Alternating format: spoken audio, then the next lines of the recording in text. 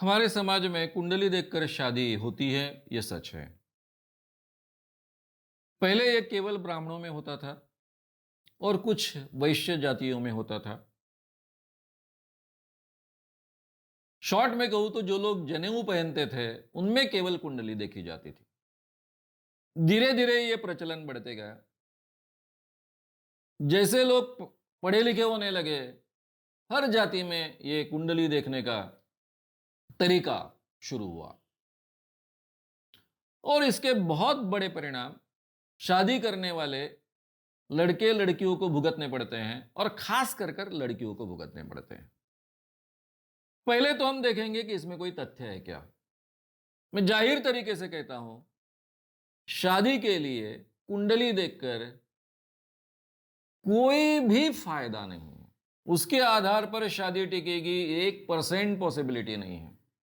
उल्टा शादी टिकने के लिए जो आवश्यक पति पत्नी में गुण होने चाहिए या फिर जो चीजें आवश्यक होनी चाहिए एक दूसरे के साथ में पूरी जिंदगी जीने के लिए, उनके तरफ हम ध्यान नहीं देते और जो बिल्कुल ही महत्व की चीज नहीं है, जिसका कोई महत्व नहीं है, उस चीज पर पूरा ध्यान हमारा एकत्रित हो जाता है। अभी सीधी सी बात है, कुंडली देखकर, गुण देखकर शादी होती है, उसके परिणाम क्या निकलते हैं। मेरे ही क्लास के एक लड़की का मैं उदाहरण दूंगा। उसके पिताजी बहुत फेमस ज्योतिषी थे। केवल ज्योतिषी नहीं थे, वो पंचांग निकालते थे। पंचांग के कारण उनका नाम बहुत ही फेमस था। उनकी लड़की, अब मैं थोड़ा सा, मेरा विश्वास इस पर से कम होते गया, उन दिनों की बात है। वो लड़की बहुत होशियार थी। इंग्लिश में हम एमए कर रहे थे। उसने बहुत अच्छे मार्क्स लेकर एमए पास किया। हम में से बहुत होशियार लड़की थी। उसकी शादी तय हुई, यानी जब हम पढ़ रहे थे तभी शादी तय हुई। सब लोगों ने उसको बहुत अच्छा यानी कॉन्ग्रेचुलेट किया, उसका अभिनंदन किया। मैंने बहुत अच्छा अभिनंदन नहीं किया। उसने कहा, अरे सबने अभिनंदन किया, तुमने अभिनंदन नहीं किया। बोला, नहीं, तू अपने मित्र से कह रही थी कि हमारी दोनों की कुंडलियां बहुत अच्छे ढंग से जुड़ती है, मेरे पिताजी बहुत ही खुश है शादी पर। यह सुनकर मुझे अच्छा नहीं लगा। हालांकि मेरा तब पूरी तरह से कुंडलियों पर सब विश्वास नहीं उठा था। इसके बावजूद मुझे लगता है कि शादी में जो आवश्यक चीजें है वो देखनी चाहिए। तुम्हारा पति तुम्हारे जैसा ही सुंदर है, दिखने को हैंडसम है, इंजीनियर है, बड़े ओहदे पर है, ये सब चीजें बहुत महत्व की हैं। और सबसे बड़ी महत्व की चीज है, तुम्हें वो दिल से पसंद आ गया। अगर ऐसा है तो बहुत अच्छी बात है। वो बोले, दिल से पसंद आ गया ऐसा तो मैं नहीं कह सकती ही।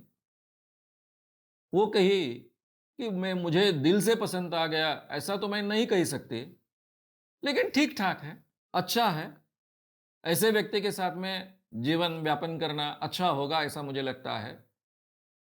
और खासकर मेरे पिताजी बहुत खुश है क्योंकि हमारी कुंडली 100% मिली है। अब ये बात सुनकर, ठीक है, मैं ज्यादा कुछ बोला नहीं। मैंने भी फिर उसका अभिनंदन कर दिया। बात यहाँ के रफा दफा हो गई। उसकी शादी तय हो गई। मैं शादियां कभी अटेंड नहीं करता। इस शादी में भी मैं नहीं गया। मुझे बहुत आग्रह से निमंत्रण था।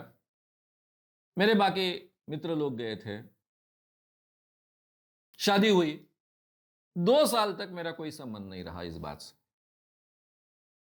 2 साल बाद मुझे वो मिली, इतनी बुरी अवस्था में कि मैं पहचान नहीं पाया। मैं रास्ते से टू व्हीलर पर जा रहा था। मैंने देखा पहचान वाले व्यक्ति है, मुड़कर देखा, मुझे दिखा। इस रास्ते से चल रही थी, किसी की तरफ ध्यान नहीं था, अवस्था बहुत बुरी थी। मैं उसको लेकर एक होटल में चाय पीते बैठा और धीरे धीरे पूछना शुरू किया। उसने अपना अनुभव बताया। ये किसका अनुभव है? ऐसे ज्योतिषी का अनुभव है जो बहुत फेमस है, जिसका खुद का पंचांग होता है। वो पंचांग उसके नाम से जाना जाता है। उसके बेटी की बात मैं कह रहा हूं। वो कहने लगी कि मेरी शादी हो गई। मेरी शादी होने के बाद में बड़े पैमाने पर हम सब लोग खुश थे, मैं भी खुश थी। मेरा ससुराल पूना में, पति बहुत बड़े इंजीनियर। शादी होने के बाद जैसे ही मैं अपने ससुराल रहने आ गई, तो वहां एक ज्योतिषी, जो परंपरागत उस फैमिली के ज्योतिषी थे, मेरे ससुराल के ज्योतिषी थे, वो आए। उन्होंने पहला सवाल खड़ा किया, इतने दिन हो गए आपने शादी की, यानी आपके बेटे की शादी की, मुझे पता भी नहीं चला। फिर उन्होंने कहा, नहीं, आपको पत्रिका भेजी थी, पत्रिका आपके पास आ चुकी थी, आपने पत्रिका देखी होगी। हाँ, बोले, पत्रिका ये कोई निमंत्रण होता है क्या? मैं आपका फैमिली ज्योतिषी हूं, आपने शादी करने के पहले मुझसे पूछना चाहिए था। अब सास ने माफी वगैरह मांगी। माफी मांगने के बाद दोनों की बातें चलने लगी। फिर उसने कहा कि मैं इस घर की कुंडली अभी बनाना चाहता हूं। तो मैंने सुना, घर की कुंडली? हाँ, बोले, घर की कुंडली। अब मैंने सुना था कि व्यक्ति की कुंडली होती है, लड़की की कुंडली होती है, लड़के की कुंडली होती है, वो उसका मिलाप होता है। ये घर की कुंडली क्या प्रकार है? ठीक है, घर की कुंडली बनी। और घर की कुंडली बनने के बाद में उसने भविष्य के बताया कि ये जो लड़की तो बहुत अच्छी है, लेकिन ये लड़की के जो ग्रह है वो इस घर के लिए विपरीत ग्रह है। उसके दुष्परिणाम घर वालों को भुगतने पड़ेंगे। कुछ लोगों का मृत्यु संभव है। यह भविष्य बताने के बाद में सास का पूरा बिहेवियर बदल गया। सास अलग ढंग से बहू के साथ में बर्ताव करने लग गई। अब बहू इतनी पढ़ी लिखी, एक बहुत अच्छे घर की व्यक्ति, बहुत अच्छे वातावरण में पली बड़ी, सभ्य थी, इसलिए उसने ये सभी जो साइकोलॉजिकल अत्याचार होते थे, सास कुछ तो भी बोलती थी, कभी कभी बीच में बोल देते थे कि तेरे पिताजी ने हमें ठगा है, तेरे ग्रह ऐसे बुरे हैं, ऐसा नहीं कहा है, इतने फेमस ज्योतिषी होने के कारण हमने हमारे परंपरागत ज्योतिष को भी कुंडलियां नहीं बताई, आप पर विश्वास रखा, और आपके यानी उसके कारण आपके पिताजी पर विश्वास रखकर ये शादी हो गई, ऐसा बीच बीच में वो बोलती थी। 1 माह होने के बाद, यानी शादी के 1 माह होने के बाद, उनकी एक दूर की रिश्तेदार मरी, सास की। कितने दूर के रिश्तेदार थे? तो मरने के बाद में उनको ये न्यूज देने के लिए किसी ने तार भी नहीं किया, एक पोस्ट कार्ड डाला। तो पोस्ट कार्ड आया। उन दिनों में पोस्ट कार्ड बहुत जल्दी पहुंचता था, शहर से शहर में 3-4 दिन में पोस्ट कार्ड पहुंच गया। और बस इसका शुरू हुआ सास का, ये तेरे ही कारण हुआ है, तेरे ग्रह बुरे हैं, इस कारण एक मृत्यु हो गया, अब और 2 होने वाले हैं, क्योंकि ज्योतिष ने कहा है 3 मृत्यु होने वाले हैं। कुछ दिनों बाद सास के थोड़े नजदीक की एक व्यक्ति, बहुत बूढ़ी हो चुकी थी, आज नहीं कल मरने वाली थी, ऐसी एक रिश्तेदार व्यक्ति गई, उसका भी डिस्क्रेडिट पूरा का पूरा इसको दिया गया। अभी पति कंपनी में था, इंजीनियर था। एक दिन शराब पीकर, हालांकि वो बहुत कम शराब पीता था, लेकिन एक दिन शराब पिलाई मित्रों के आग्रह खातर उसने पी ली। और स्कूटर चलाते चलाते, उन दिनों में स्कूटर होना भी बहुत बड़ी बात मानी जाती थी, तो स्कूटर चलाते चलाते अपने घर आने लग गया। रास्ते में उसकी स्कूटर, अभी अभी बरसात हुई थी, फिसल गई, गिर गया, लग गया। हालांकि उसको कुछ हुआ नहीं। घर में लेकिन कुछ दिन आराम करना पड़ा, कुछ स्प्रेन हुआ था कुछ हिस्सों में शरीर के। अब ये आराम कर रहा है, पत्नी आई, उसकी सेवा करने लग गई, जहां उसको तकलीफ होती है वहां मरहम वगैरह लगाने लग गई। पति बोलता है, तू इतनी अच्छी है, मुझे इतनी अच्छी लगती है, सुंदर है, सुशील है, पढ़ी लिखी है, सब कुछ है, लेकिन तेरे ग्रह इतने बुरे हैं कि 2 लोगों को ले गए, आज मेरे को तीसरे को भी ले जाने वाले थे। अच्छा हो गया माँ ने पहले ग्रह शांति घर में कर ली थी, इसलिए मैं बचा। जब तक सास कहती थी तब तक इस लड़की ने बिल्कुल सीरियसली नहीं लिया, लेकिन जिस दिन सास ने यह बात कही, उस दिन भी उसने सीरियसली नहीं लिया। यही बात सास ने भी कही थी उसी दिन, लेकिन वो सीरियसली नहीं लिया उसने। ठीक है, सास का एक विचार करने का तरीका है, लेकिन जिसके साथ वो शादी कर कर इस घर में आई है, वो पति ने, इंजीनियर पति ने, यह बात कहने के बाद ये बात को वो सह नहीं सकी। उस दिन वो कुछ बोली नहीं। दूसरे दिन उसने पति से कहा कि मुझे पिताजी से मिलने के लिए जाना है। पति और सास दोनों भौचक्के रह गए। दोनों बोले, "ये कैसा संभव है? कल ही एक्सीडेंट हुआ है बेटे का। उसकी सेवा करने के लिए तूने रहनी चाहिए।" वो बोले, "मेरे से ज़्यादा सास है, उसकी माँ है, यानी आप हो। आप ज़्यादा अच्छे ढंग से उसका ध्यान रखोगे।" और किसी का न सुनते हुए सीधा अपनी बैग उठाकर वो अपने पिताजी के पास चले आई। ये चीज़ हो चुकी थी। अब वो इतने अच्छे मार्क लेकर इंग्लिश में एमए किया था उसने कि उसको कहीं भी उन दिनों में नौकरी मिलना इतना आसान था कि इजीली उसको एक कॉलेज में नौकरी मिल गई। वहाँ पढ़ाते थे। पूरे जीवन का इंटरेस्ट उसका निकल गया था।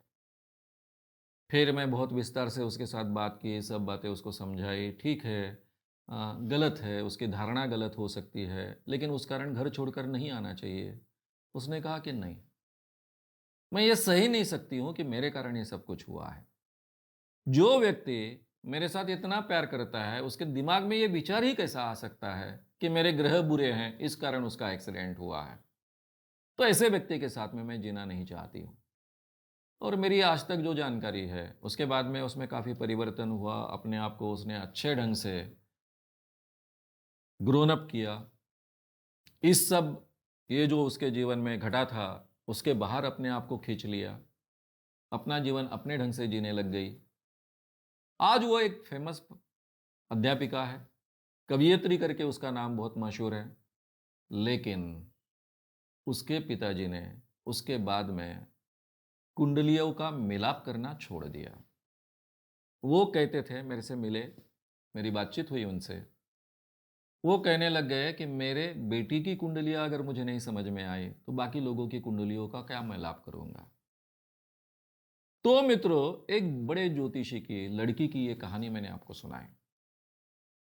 वो लड़की अपने ढंग से जी रही है। उसने बाद में दोबारा शादी न करना तय किया था, अभी भी उसने शादी नहीं की। वैसे ही अपने जीवन का वो व्यापन करते रही।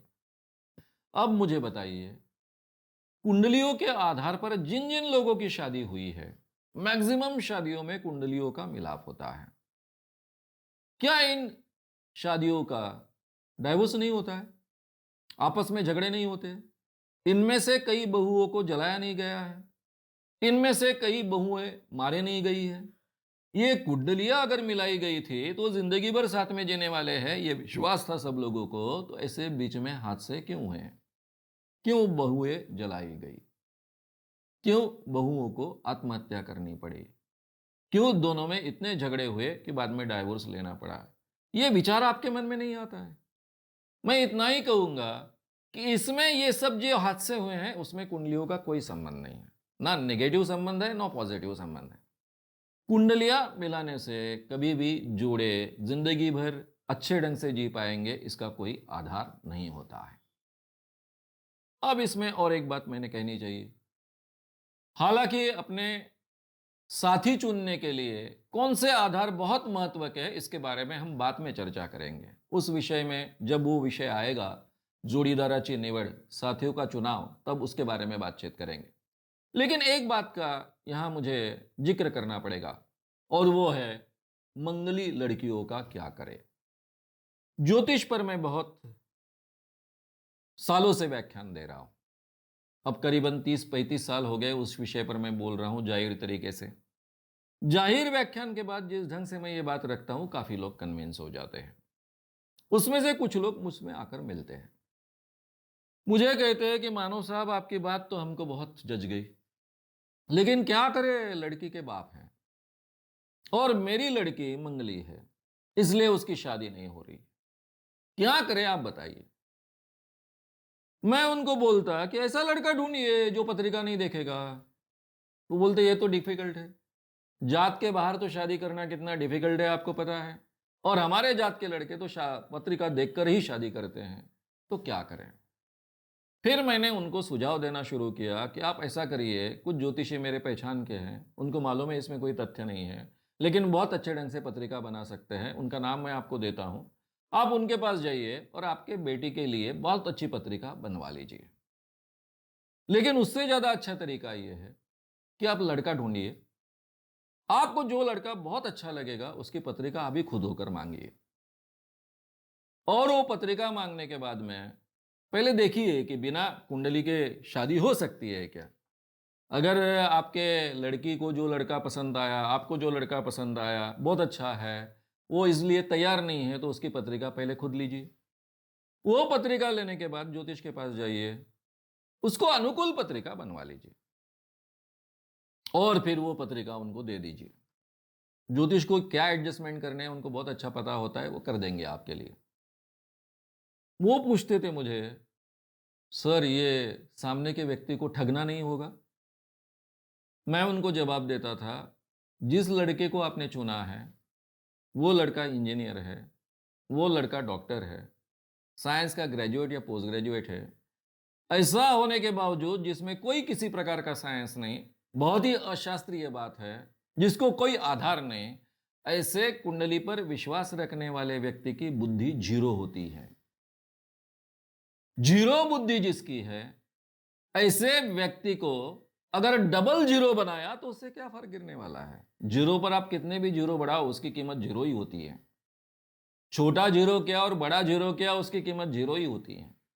इसलिए जो आदमी पहले से मूर्ख है, उसको कोई भी ज्योतिषी ठग सकता है। ऐसे व्यक्ति को केवल इस क्षेत्र के बारे में अगर आप ठगते हो तो उसमें क्या बुराई है? अगर आपकी यही मजबूरी है, इसके अलावा शादी हो ही नहीं सकते, तो मंगली जो भी आपकी लड़की है, उसको मंगली से बाहर निकालिए और चाहे उस ढंग की पत्रिका बनवाइए और शादी करवा लीजिए। ये बहुत अच्छी बात है क्या? नैतिकता से ये बात अच्छी नहीं है। लेकिन लड़कियों के बाप की मजबूरी समझना भी जरूरी है। इन ज्योतिषियों ने इस ढंग का एक बुरा वातावरण पूरा तैयार कर कर रखा है कि इस कारण काफ़ी लड़कियों की ज़िंदगी बर्बाद होती है। उनको अच्छे मैच नहीं मिलते हैं, अच्छे जोड़ीदार नहीं मिलते हैं, अच्छे साथी नहीं मिल सकते हैं, क्योंकि केवल उनके पत्रिका में मंगल है। हमारा यान, पृथ्वी पर जो इंसान बसते हैं, उनका यान मंगल पर जाकर आया, वहाँ की मिट्टी लेकर आया, वहाँ के पत्थर लेकर आया। लेकिन ये ज्योतिष पर विश्वास रखने वाले ऐसे जो कुछ पढ़े लिखे लोग हैं, उनके दिमागों के पत्थर का हम क्या करें? इसके लिए ये पत्थर ही केवल दिमाग में होने वाले जो लोग हैं, उनके लिए ये छोटी सी ठगी करना मैं गलत नहीं मानता हूँ। अगर आपको ये वीडियो पसंद आया हो तो उसे ज़रूर लाइक करें। लोगों में ये अवेयरनेस फैलाने में हमारी मदद करें।